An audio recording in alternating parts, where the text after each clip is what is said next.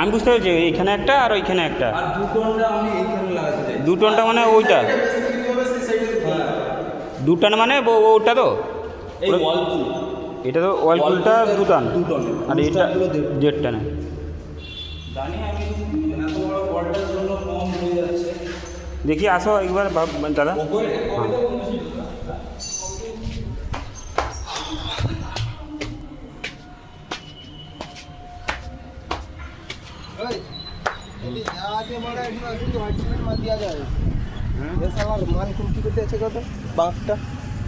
যেটিও মারা হবে সেটা নিয়ে